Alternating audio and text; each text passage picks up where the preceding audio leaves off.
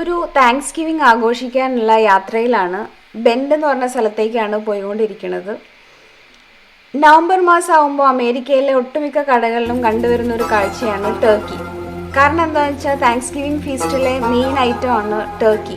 അങ്ങനെ അവിടെ എത്തിയപ്പം അവരും ടർക്കി ഉണ്ടാക്കുന്നു എന്നൊക്കെ കേട്ടു. അങ്ങനെ ചാടി കയറി വീഡിയോ ഒക്കെ എടുക്കാൻ തുടങ്ങി. അപ്പോഴാണ് അവിടുന്ന് മനസ്സിലായത് ഈ ടർക്കി മേടിച്ചു കഴിഞ്ഞാൽ പിന്നെ അവർ കഴുകുന്നില്ല. അതൊരു വല്ലാത്ത സത്യമായിരുന്നു. കുറച്ച് കഷ്ടപ്പെട്ടു അത് ഉൾക്കൊള്ളാൻ, എന്നാലും ഉൾക്കൊണ്ടു. അപ്പം ഇവർ പറയുന്നത് എന്താണെന്ന് വെച്ചാൽ ഇതിനെ ഫ്രഷ്ലി ഭയങ്കര ക്ലീൻ ചെയ്തിട്ടാണ് ഇത് പാക്ക് ചെയ്തിട്ട് മേടിച്ച് കിട്ടുന്നത്. മാത്രമല്ല സോക്കിങ്ങും ബേക്കിങ്ങും ഒക്കെ കഴിയുമ്പോഴേക്കും അതിൻ്റെ ബാക്ടീരിയാസ് ഒക്കെ നശിച്ചിട്ടുണ്ടാവും. അപ്പം അത് കുഴപ്പമില്ല എന്നാണ് പറയുന്നത്. ഓക്കെ, അതെന്തെങ്കിലും ആവട്ടെ. ഇനി കൊണ്ടുവന്ന ടർക്കീനെ ഇവർ ആദ്യം തന്നെ ചെയ്യുന്നത് എന്താ വെച്ചാൽ നെക്കും പാർട്സിനും ഒരു ബാഗിലായിട്ടായിരിക്കും ഉണ്ടാവുക. ഇത് രണ്ടിനെയും എടുത്ത് മാറ്റിയിട്ട് ഈ ടർക്കീനെ നേരെ ഒരു ഉപ്പിന്റെ സൊല്യൂഷനിലേക്ക് ഇടുകയാണ്. ഈ ബ്രൈൻ സൊല്യൂഷൻ ഒക്കെ ഭയങ്കര സിമ്പിൾ ആയിട്ടാണ് നമ്മൾ ഉണ്ടാക്കുന്നത്. താല്പര്യമുള്ളവരാണെങ്കിൽ ഡിസ്ക്രിപ്ഷനിൽ നോക്കുക, ഞാനൊരു ലിങ്ക് ഇടുന്നതായിരിക്കും. നമ്മൾ ഈ കാണുന്ന ടർക്കി എന്ന് പറയുന്നത് ഒരു 20 പൗണ്ട് വേ ചെയ്യും. നമ്മുടെ ഭാഷയിൽ പറയുമ്പോൾ ഒരു 9 കിലോ വെയിറ്റ് വരുന്ന ടർക്കിയാണ്. അങ്ങനെ ഇതൊരു ഓവർനൈറ്റ് 24 hours സോക്ക് ചെയ്യാൻ വെച്ചു. നമ്മൾ പുറത്തെടുത്ത് അതിലെ തൂവലും കാര്യങ്ങളൊക്കെ പറിച്ച് കളഞ്ഞ് നല്ല തുടച്ച് വൃത്തിയാക്കി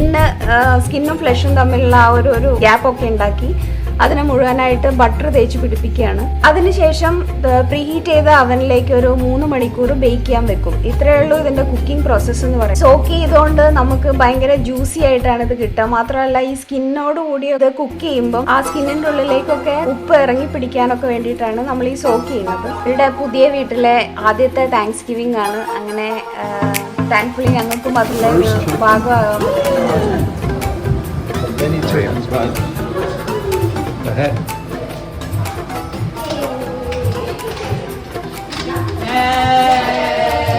താങ്ക്സ് ഗിവിംഗിന്റെ പിന്നിലെ കഥ എന്ന് പറയുമ്പം അമേരിക്കയിൽ എല്ലാ വർഷവും നവംബർ മാസം 4ാമത്തെ വ്യാഴാഴ്ചയാണ് താങ്ക്സ് ഗിവിംഗ് ആഘോഷിക്കുന്നത്. ഈ കുടിയേറി വന്ന യൂറോപ്യൻസ് ഇവിടെ വന്നപ്പോൾ ഭയങ്കരമായിട്ട് കഷ്ടപ്പെട്ടായിരുന്നു. ആ സമയത്ത് കുറെ നേറ്റീവ് അമേരിക്കൻസ് ഇവരെ കൃഷിക്കും മറ്റുമായിട്ട് സഹായിച്ചു. അതിന്റെ ഭാഗമായിട്ട് ഈ കൃഷി വിളവെടുക്കുന്ന സമയത്ത് ഇവരെ ഈ നേറ്റീവ് അമേരിക്കൻസിനെ വിളിച്ച് ഫീസ്റ്റ് കൊടുത്തതാണ് താങ്ക്സ് ഗിവിംഗിന്റെ ആ ഒരു കഥ എന്ന് പറയുന്നത്. അപ്പൊ ഈ ടർക്കി എങ്ങനെയാ ഇതിന്റെ ഭാഗമാവുന്നതെന്ന് വെച്ചാൽ ഇവർ ഈ ഫാം ചെയ്യുന്ന സമയത്ത് ടർക്കി വളർത്തിയിരുന്നു. അപ്പൊ പിന്നെ വീട്ടിൽ നിന്ന് കിട്ടുന്ന ആ ഒരു മീറ്റ് ആയിരുന്നു. മാത്രമല്ല വലിയൊരു സൈസ് ആയതുകൊണ്ട് തന്നെ ഒരു വലിയ ഗ്രൂപ്പ് ഓഫ് ആൾക്കാർക്ക് സെർവ് ചെയ്യാനും അത് എളുപ്പമായിരുന്നു. ആ ഒരു കാരണങ്ങളൊക്കെയാണ് ഈ ടർക്കിയും താങ്ക്സ് ഗിവിംഗും തമ്മിലുള്ള ആ ഒരു ബന്ധം എന്ന് പറയുന്നത്. ഇപ്പൊ താങ്ക്സ് ഗിവിംഗിനെ പറ്റി ഒരു ഐഡിയ ഒക്കെ കിട്ടിയില്ലേ? അപ്പൊ അത്രയേ ഉള്ളൂ.